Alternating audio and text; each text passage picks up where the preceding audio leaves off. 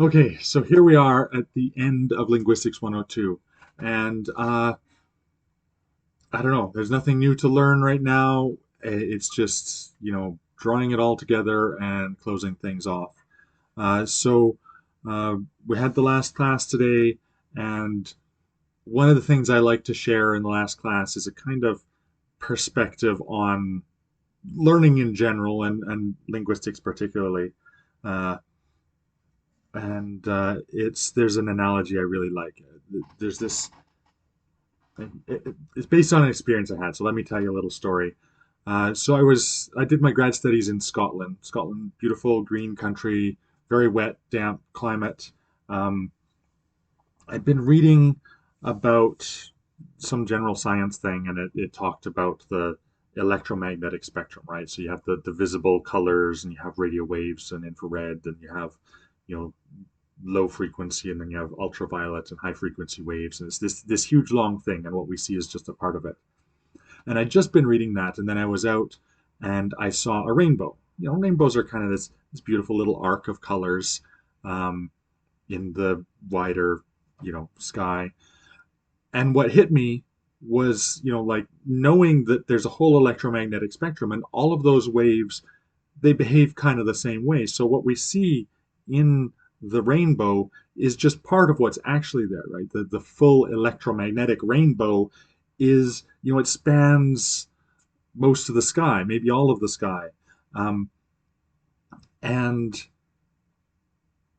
for the first time in my life, I looked at it. I'd known about the electromagnetic spectrum for a while, but I looked at it and I was thinking about this knowledge that I have. And of course, my eyes didn't see anything else, anything different than what they had every other time I'd seen a rainbow. But the experience of looking at that rainbow and being conscious of everything else that's going on, visible or not, it was a very different experience, a more kind of profound experience of the rainbow, if you will.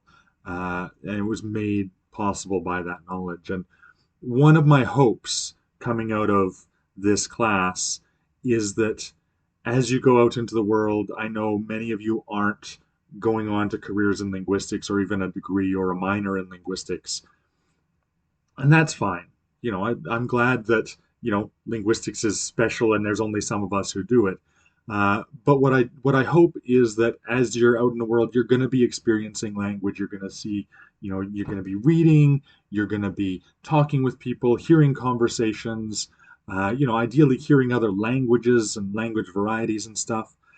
And I hope that you can spend a little bit of time once in a while to just sort of sit back, step back from the active participation in communication, and just observe and maybe think about the invisible spectrum. Think about all that stuff about language that isn't front of mind. It isn't there in your mind as you're participating in it, and maybe just have a bit of that deeper appreciate a moment to appreciate language more deeply, uh, like I did with that rainbow in Scotland.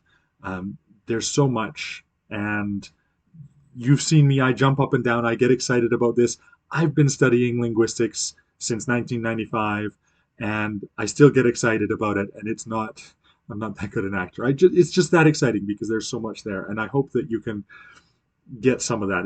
This isn't in the learning outcomes. How could it be? But there is part of me that just, I hope that you can appreciate language a little bit in that way because, you know, the physical sciences give us some moments like that, but especially with the social sciences, we are immersed in social experiences as humans so much of the time, and I hope that you can enjoy language a little bit differently than you were able to before. That's all. Take care.